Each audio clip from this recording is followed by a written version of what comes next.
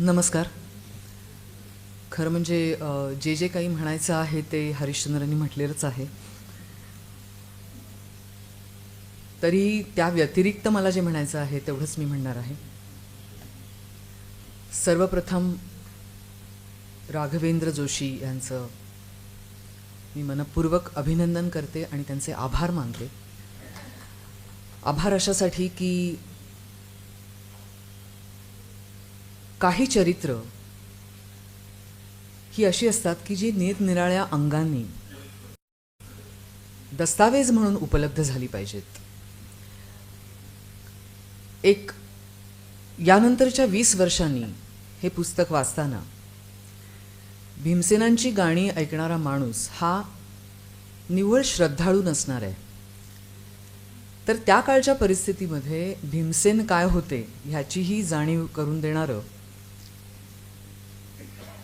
एक दस्तावेज म्हणून या पुस्तकाकडे पाहिलं जाईल आणि ते तशा स्वरूपात मांडायला जे धाडस लागतं ते धाडस तुम्ही दाखवलं, याच्याबद्दल मी तुमचे मनपूर्वक आभार मानते. दुसरी महत्त्वाची गोष्ट मला सांगायची आहे ती म्हणजे या पुस्तकातली अत्यंत संयत शैली. एखादा जखमी पक्षी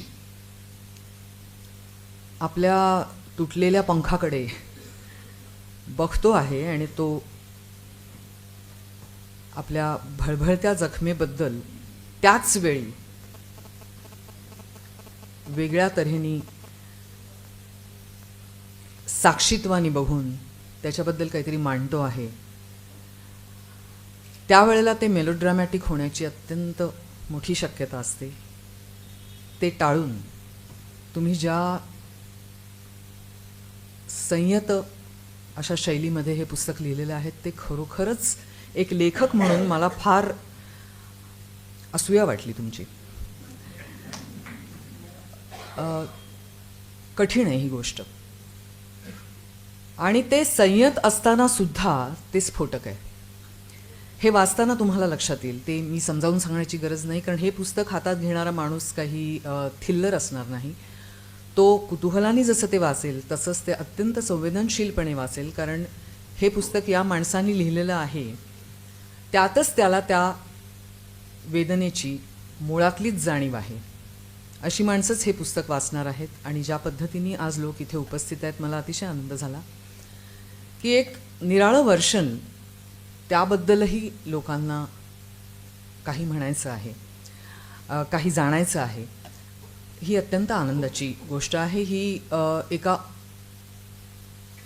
रिसेप्टिव्ह समाजाची एक ओळख देतं आणि ते मला अतिशय आनंदाचं वाटतं. संहितांबद्दल हरिश्चंद्र बोलला. संहिता खूप निरनिराळ्या असतात. म्हणजे आता ह्या पुस्तकामध्ये जी आहे ती एक संहिता आहे. प्रत्यक्ष आपल्या अत्यंत जवळच्या, जिथे आपण अत्यंत अनौपचारिकपणाने आपण व्यक्त होऊ शकतो, ती एक दुसरी संहिता असते. जी संहिता आपल्याला थोडं कमी जपून व्यक्त करू देते. आणि तिसरी एक संहिता असते जेव्हा अगदी जवळच्यांची सुद्धा गर्दी पांगल्यानंतर आपण स्वतःशी एकटे उरतो तेव्हाची संहिता. तेव्हा आपण काय म्हणत असतो आणि त्यानंतर आपण जेव्हा आत वळतो तेव्हाची एक संहिता. अशा 4 संहिता एकूण असतात. तर त्या 4 संहितांपैकी 3 संहितांची सूचना जी संहिता करून देते ती संहिता श्रेष्ठ असते. या अर्थाने हे पुस्तक श्रेष्ठ आहे, कारण ते पुस्तक वाचताना तुम्हाला इन बिटवीन द लाईन्स जे हरिश्चंद्र म्हणाला ते, आणि तुम्ही त्या भूमिकेत गेल्यानंतर तुमचं काय होईल हे करू देते. आणि त्यामुळे एकाच वेळेला तुम्ही 4 पद्धतीने त्या गोष्टींकडे पाहता आणि कुठे गोष्ट एडिट झालेली आहे, कुठे गोष्ट पुस्तका स्वरूपात व्यक्त होते आहे म्हणून वेगळी आलेली आहे, हे समजदार वाचकाला समजतं. आणि ते त्याला अतिशय नेमक्या ठिकाणी सलतं, बाण नेमक्या ठिकाणी लागतो. त्याबद्दलही मला राघवेंद्र जोशी यांचं अभिनंदन करायचं आहे. खरं म्हणजे मला ह्या पुस्तकाच्या बाबतीत एक मी माझा अनुभव सांगते की मला वाचताना इतकं मी हळू वाचते, म्हणजे मी वाचतच नाही त्यामुळे जवळजवळ. परंतु ह्या पुस्तकाची संहिता जेव्हा येशूनी मला दिली त्यावेळेला मला थांबताच आलं नाही. इतकी ओघवती अशी ही संहिता आहे की ह्याच्या पुढे आणि ते काही असं कुतूहलजन्य म्हणजे असं काहीतरी सस्पेन्स कादंबरी आहे वगैरे अशातला काही भाग नाही, परंतु इतकी ओघवती आणि सहज शैली आहे की तुम्ही पुढे वाचत जाता. आणि मी हे सगळं वाचलं आणि माझ्या ते अतिशय लक्षात राहिल्या त्यातल्या कित्येक गोष्टी, आणि इन बिटवीन द लाईन्स त्यातल्या ज्या गोष्टी आहेत त्या अर्थातच जास्त लक्षात राहिल्या. जाणवलं असं की आपण म्हणजे कलावंत हा काही वेगळा असतो असं मानायचं कारण नाही, तोही मनुष्य असतो असं आपण मानतो.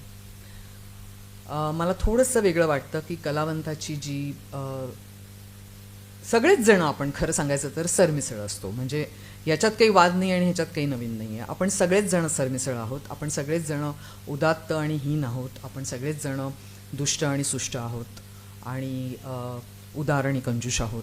ह्या सगळ्याच द्वैताच्या सततच्या झगड्यामधलं आपण प्रत्येक क्षणाला एक एक प्रॉडक्ट आहोत. तर त्याच्यामुळे सरमिसळ तर आहेच, आणि भीमसेन त्याला अपवाद असतील अशातला भाग नाही. परंतु कलावंताची जी पॅशन असते आणि त्याचं जे प्रिऑक्युपेशन असतं त्याच्या बहुतांश अस्तित्वाला एक जो शोध, त्या शोधाची प्रेरणा आणि अभिव्यक्तीची प्रेरणा जी व्यापून असते ती त्याला इतर माणसांपेक्षा थोडंसं वेगळं करते. त्याचे पाय थोडेसे जमिनीवरनं थोडेसे वेगळे होतात असं मला अलांघ्य काही नाही आहे त्याच्यामध्ये.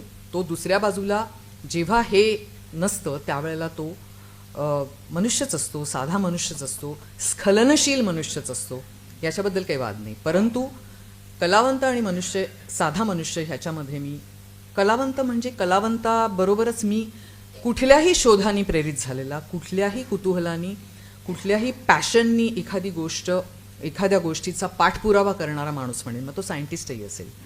हां, म्हणजे मी कलावंत म्हणजे नुसता कलावंत असं म्हणत नाही आहे. कुठल्याही गोष्टीनी, म्हणजे ते गांधीजी सुद्धा असतील की जे एका स्वप्नाने पछाडला गेलेला माणूस आणि सर्वसामान्य माणूस याच्यामध्ये एक थोडासा फरक असणार, आणि थोडा काळ तरी ते आपल्या त्यांचं अस्तित्व आणि त्यांची जाणीव ही थोडीशी वेगळ्या गोष्टींनी व्याप्त असते. त्यामुळे त्याच्या बाबतीमध्ये काही वेगळे निकष लावायचे का, हा एक कायमचा प्रश्न आहे ज्याचं उत्तर मी देऊ इच्छित नाही आणि मी कुठल्याही निष्कर्षाला येऊ इच्छित नाही. इथे सर्वात महत्त्वाचं या पुस्तकातलं जर काही असेल तर त्या ताटातुटी आहेत, वियोग आहे. आपल्याकडे अशी बरीच उदाहरणं आहेत. रामानी सीतेला टाकलेलं आहे, ती गर्भार असताना, तिला ठाऊक नसताना तिला वनात सोडलेलं आहे. कृष्णाने राधेला टाकलेलं आहे, जेव्हा त्याला बुद्धानी यशोधरेला सोडलेलं आहे. ही 3 फार मोठ्या माणसांची आणि ज्यांना आपण आदर्श मानतो अशा जवळजवळ दैवतांची अशी उदाहरणं आपल्याच पुराणकथांमध्ये आहेत, इतिहासात आहेत. पण त्या टाकलेपणांच्या मागे वेगळ्या वेगळ्या प्रेरणा आहेत.